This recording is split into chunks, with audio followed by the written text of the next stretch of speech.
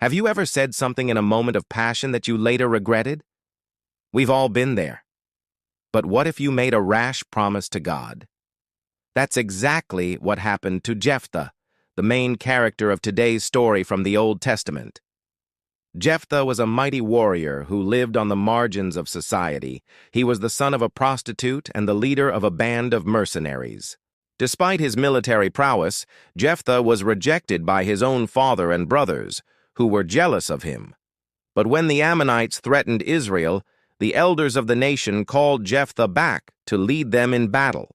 Before the fight, Jephthah made a vow to God. "If you give me victory over the Ammonites, I will offer as a sacrifice whatever comes out of the door of my house to greet me when I return. I vow to give it as a burnt offering."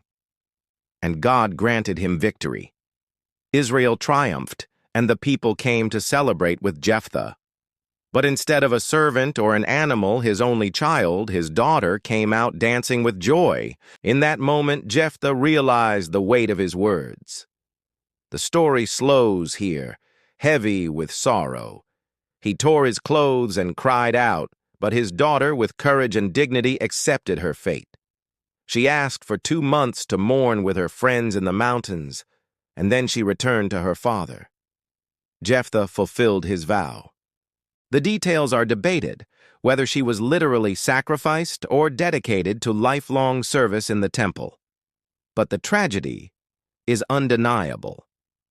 Jephthah's story reminds us to be careful with our words, especially with promises made to God. It teaches us that zeal without wisdom can bring heartbreaking consequences. In our desire to be faithful, let's remember the power and peril of our words. May we all learn from Jephthah's mistakes and strive to honor God with both our hearts and our minds. Have you ever made a promise to God in a moment of passion?